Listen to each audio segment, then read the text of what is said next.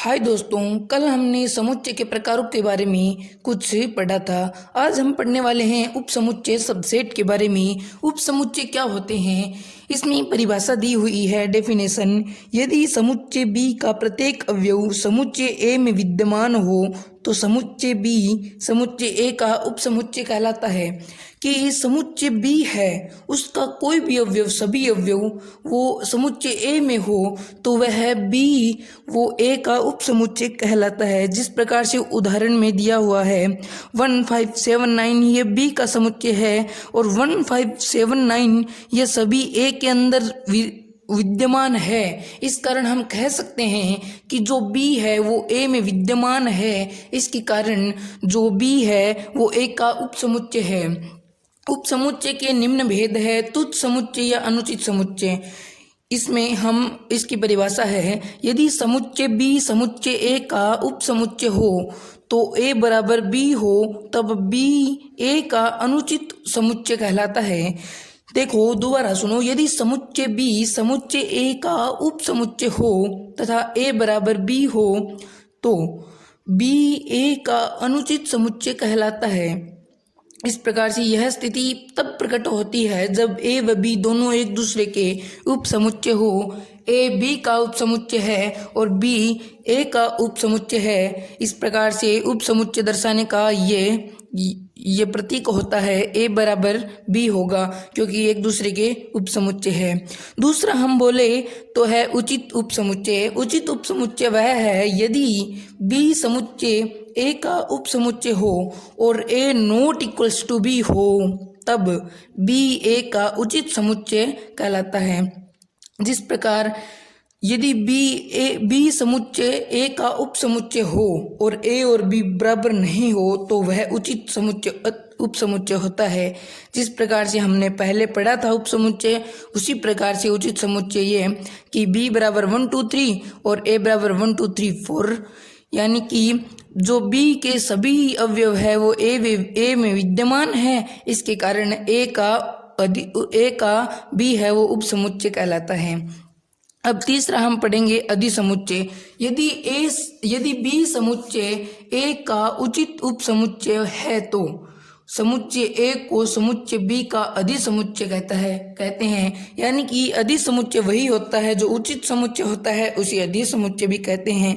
जिस प्रकार बी है वो ए का उपसमुच्चय है। बी एक उपसमुच्चय है और ए समुच्चय जब उचित हो तो उसे अधिसमुच्चय कहते हैं। इस प्रकार हम अधिसमुच्चय और उचित उपसमुच्चय को एक मान सकते हैं। इसके बाद समुच्चय के बाद हम पढ़ेंगे कुछ अन्य प्रकार के और समुच्चय होते हैं, उनके बारे में पढ़ेंगे। तो उसमें पहला है सार्वत्रिक समुच्चय। विचाराधीन सभी समुच्चय किसी आधारभूत समुच्चय के उपसमुच्चय हो तो वह आधारभूत समुच्चय सार्वत्रिक समुच्चय कहलाता है। यानी यूनिवर्सल सेट प्रदर्शित करते हैं, इसे यू द्वारा प्रदर्शित करते हैं क्योंकि इसका इंग्लिश शब्द होता है यूनिवर्सल सेट। तो सार्वत्रिक समुच्चय वो है जैसे ए बराबर 1 2 3 और बी बराबर 4 5 6, तो इसका सार्वत्रिक समुच्चय यानी कि यूनिवर्सल सेट इसका सी होगा। जिस प्रकार सी में सभी अवयव आ गए हैं, इस कारण अर्थात सी समुच्चय ए व बी का उपसमुच्चय ए व बी समुच्चय का सार्वत्रिक समुच्चय कहलाता है। और इसके अंदर हम दूसरा पढ़ेंगे समुच्चय कुल। वह समुच्चय जिसका प्रत्येक अवयव स्वयं एक समुच्चय हो।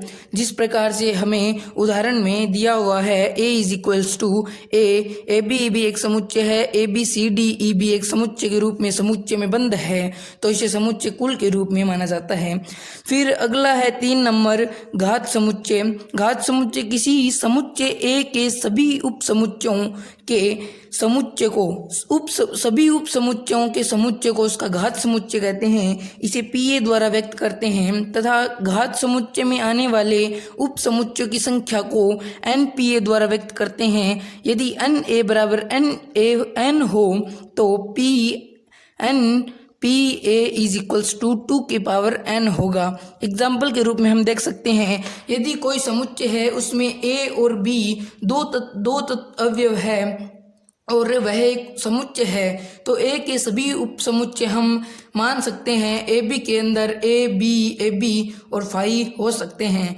तो हम जानते हैं एन ई बराबर ए बी और फाई, ये चारों हो सकते हैं। और एन पी ए बराबर होगी 2 की पावर एन, इस प्रकार से हमें पहले हमने बता दिया है। और एन हमारे पास दो अवयव होने के कारण हम यहाँ पर एन का मान 2 रखते हैं, तो 2 की पावर 2 4 हो जाता है। इसके बाद में हम कुछ वास्तविक संख्याओं के कुछ अंतराल होते हैं, उनके बारे में अध्ययन करेंगे। इसके 2 प्रकार होते हैं, संवृत्त और विवृत्त। संवृत्त वो है जिसके अंदर ए व बी, जिसमें ए व बी साथ में विद्यमान हो, जिस प्रकार X such that X belongs to R, और ए है वो एक्स के बराबर है और एक्स से छोटा है, और बी है वो एक्स से बड़ा और बराबर हो सकता है। जिस प्रकार 2 और 3 दे रखा है, तो 2 और 3 खुद भी विद्यमान है और इनके बीच के जैसे 2.1 2.2 2.3 इस प्रकार से बीच के भी विद्यमान है। दूसरा हम पढ़ेंगे विवृत्त। विवृत्त होता है ए कोमा बी, इस प्रकार से इसमें छोटा मंजिला लगा होता है और संवृत्त में बड़ा मंजिला लगा होता है, ब्रैकेट लगा होता है।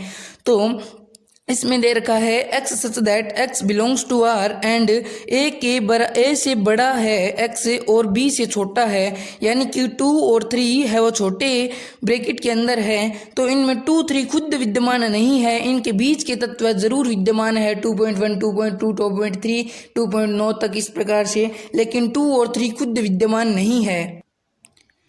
इससे आगे का है 3 नंबर अर्धवृत्त या अर्ध संवृत्त या अर्ध विवृत्त, जिसमें पहला है जिसमें एक बड़ा ब्रैकेट है और एक छोटा ब्रैकेट है, और दूसरा है जिसमें एक छोटा ब्रैकेट है और एक बड़ा ब्रैकेट है। इसे या तो अर्ध संवृत्त बोल सकते हैं या इसे अर्ध विवृत्त, कुछ भी, दोनों में से कोई भी शब्द एक समान है, इसे कुछ भी बोला जा सकता है। जिसमें हम पहला उदाहरण है हमारे पास जिसमें ए व बी है। इसमें ए तो है वो इसके अंदर शामिल है क्योंकि इसके साथ बड़ा ब्रैकेट है, और बी इसके साथ शामिल नहीं है क्योंकि इसके साथ छोटा ब्रैकेट है। तो X such that X belongs to R की रियल नंबर के साथ बिलोंग तो करता है, लेकिन ए तो बराबर या बड़ा है एक्स और बी से सिर्फ छोटा है, बराबर नहीं दे रखा है क्योंकि इसमें छोटा ब्रैकेट है। और दूसरा उदाहरण हमारे पास है ए कोमा बी, जिसमें पहला छोटा ब्रैकेट और दूसरा बड़ा ब्रैकेट, यानी कि बी सम्मिलित है, बी बराबर है, लेकिन ए से सिर्फ एक्स बड़ा है और रियल नंबर के साथ बिलोंग करता है। इस प्रकार से आज हमने कुछ समुच्चय उप समुच्चयों के बारे में और संवृत्त विवृत्त के बारे में कुछ जानकारी हासिल की है। कल हम पढ़ेंगे समुच्चयों पर संक्रियाएं। आज से आगे का टॉपिक कल करेंगे। थैंक यू, धन्यवाद।